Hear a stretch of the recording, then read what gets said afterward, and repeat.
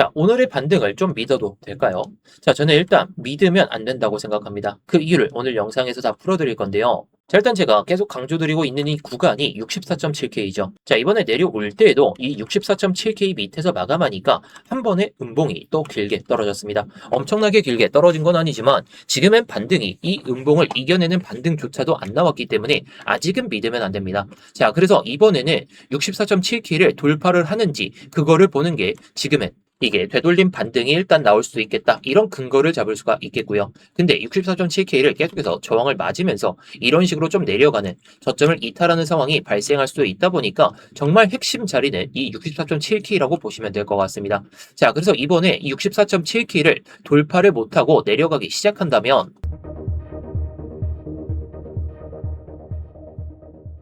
네, 안녕하세요. 10년차 코인 트레이더 임혁입니다. 일단 본격적으로 시작하기 전에 좋아요 한 번씩만 눌러주시면서 시작해 보도록 하겠고요. 뭐 이따가 다 보시고 나서 도움이 안 되셨다면 그때 취소해도 좋으니까 한 번씩 눌러주시면서 시작해 보도록 하겠습니다.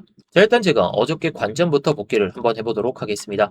자, 일단 제가 메인 관점은 이 60K까지 빠질 수 있다는 그런 가정하에 제가 영상을 하나 올려드렸죠. 자, 다만 이렇게 내려가는 파동이 아니라 이런 식으로 올라가는 파동이라면 제가 이 관점을 폐기하고 여러분들께 다시 한번 말씀을 드린다고 했습니다. 자, 그래서 지금 비트코인의 30분봉 흐름을 보게 되면 제가 어저께 딱 이때쯤에 말씀을 드렸죠. 여기서 매수 오더블럭의 끝자락 62.2K를 이탈하게 되는 순간에는 60K까지 좀 빠질 수도 있다. 제가 이렇게 말씀을 드렸죠. 뭐 제가 예상하는 거에 반대로 흘러가다 보니까 그래서 포지션을 다 정리한 다음에 이렇게 그냥 포지션이 없는 상태에서 일단 지켜보고 있습니다. 자, 뭐 해당 타점이야. 제가 그저께 타점을 말씀을 드린 다음에 어저께는 타점을 말씀을 드리지 않고 일단 수익을 챙겨놨으니까 좀 여유롭게 보고 있는 상황이죠. 자, 일단 제가 예상하는 흐름에 이렇게 올라갔어야 됐는데 이 관점을 안 왔으니까 저도 일단은 롱 포지션을 말씀을 안 드렸습니다. 그래서 제가 오늘 타점을 말씀을 드릴 거니까 오늘 영상 집중하셔가지고 잘 시청해서 수익 좀 잘 챙겨보시면 좋겠습니다. 자, 일단 주말 시장이다 보니까 변동성이 그렇게 크게 나오지 않고 있습니다. 자, 그래서 오늘은 중동정전 합의 이후에 다시 불안감이 커지고 있었던 그 이유를 살펴보면서 뭐 우리가 앞으로의 스탠스를 어떻게 잡아야 될지를 한번 말씀드려보도록 할게요. 자, 일단 표면적으로는 미국과 이란이 종전 양해각서 MOU를 체결한 다음에 호르무즈 해협도 다시 열리면서 시장은 안정을 다시 찾는 것처럼 보였습니다. 그런데 최근 들어서 두 가지 뉴스가 동시에 나오고 있다 보니까 뭐 투자자들이 어떤 걸 믿어야 될지를 조금 가늠하기가 어려운 것 같아요. 자, 먼저 이 소식부터 한번 보겠습니다. 현재 미국과 이란은 종전 양해각서에 따라 가지고 60일 동안 추가 협상을 진행하기로 했었죠. 이 기간 동안 이란은 호르무즈 해협을 정상 개방하고 선박 이용료도 받지 않기로 했어요. 그런데 최근 영국 파이낸셜 타임스 보도에 따르면 이란이 설립한 이 PGSA, 자, 이게 페르시아만 해협청인데 새로운 문건을 해운 업계에 배포했다고 하죠. 여기에는 모든 선박이 PGSA가 승인한 보험을 가입해야 된다, 이런 내용이 포함되어 있더라고요. 현재는 무료라고 명시가 되어 있지만 중요한 문구가 하나 있습니다. 바로 향후 보험 수수료를 부과할 권리를 보유한다라는 내용이죠. 쉽게 말하면 지금은 무료 통행을 허용하지만 60일 협상이 끝난 이후에는 사실상 통행료와 비슷한 비용을 받을 수도 있다, 이런 내용입니다.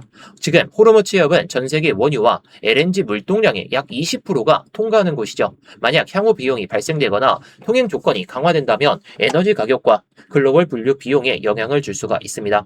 그래서 시장은 단순히 전쟁이 끝났다고 보는 것이 아니라 협상 이후에 이런 조건들까지 모두 주목하고 있는 그런 상황입니다. 자, 그런데 두 번째는 이 이스라엘 문제가 하나 있습니다. 현재 미국과 이란이 이 추가 협상이 지연되는 이유 중에 하나가 바로 이스라엘 때문이죠. 미국과 이란이 체결한 종전 양해각서에는 레바논을 포함한 모든 전선에서 군사 작전을 종료한다는 조항이 들어가 있었어요. 그런데 이스라엘은 헤즈볼라와 휴전에 합의한 지 불과 몇 시간 만에 다시 레바논 남부를 폭격하면서 이번 공습으로 인해서 최소 5명이 사망한 것으로 알려져 있죠. 문제는 이 행동이 단순한 군사 작전이 아니라 미국과 이란이 어렵게 만든 이 종전 프레임 자체를 흔들 수도 있다는 점입니다. 이란은 이미 레바논 공격이 종전협정 위반이라고 주장하고 있고, 만약 이런 갈등이 계속된다면 미국과 이란의 이 후속 협상도 다시 꼬일 가능성이 높겠죠. 자, 그럼에도 불구하고 긍정적인 부분이 없는 건 아닙니다. 트럼프 대통령의 특사인 스티브 비트코프도 스위스로 향했고 트럼프의 사위도 이미 스위스에 도착한 것으로 알려져 있어요. 카타르 총리 역시 현지에 도착한 상태라고 하는데, 원래 종전 MOU 서명식이 예정됐던 스위스 비리겐 슈투크에서는 미국과 이란 실무진들이 협상을 이어갈 준비를 하고 있다고 전해지고 있습니다. 즉 협상이 완전히 깨진 것은 아니라는 이야기겠죠. 오히려 양측 모두 추가 협상을 계속하려는 의지는 보여주고 있는데 이 이스라엘 때문에 때문에 사람들의 심리가 이거 좀 협상이 지연되겠구나 그런 생각이 드는 그런 딱 내용이다라고 보시면 되겠습니다.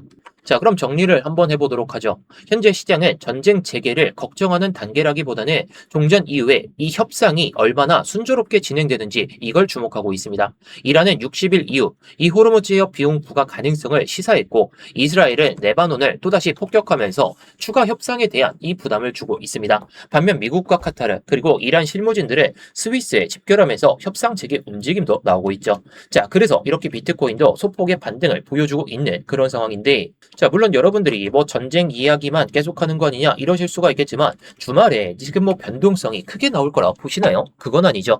자, 그래서 전쟁 관련된 이슈로 하여금 이 비트코인이 어떻게 움직일지를 좀 봐야 되다 보니까 제가 이렇게 말씀을 드리는 거고요.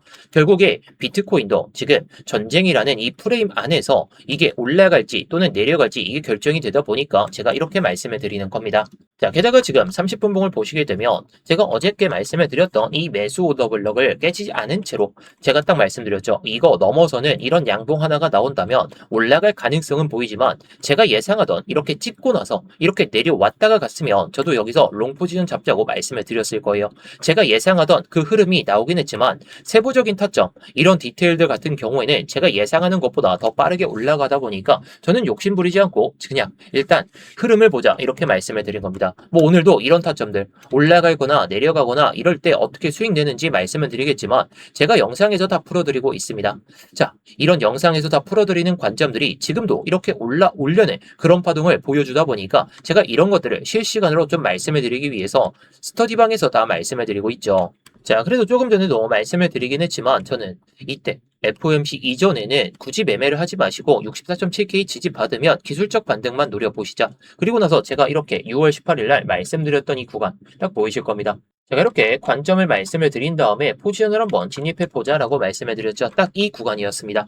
자, 이 구간에서 제가 괜히 말씀드린 게 절대 아니죠. 수익을 내긴 했습니다. 근데 제가 예상하는 것보다 더 빠지긴 했지만 그리고 제가 예상하는 것에 반대로 제가 관점을 폐기하고 이렇게 올라가는 파동이라면 저도 숏포지션 정리한다고 말씀을 드렸죠.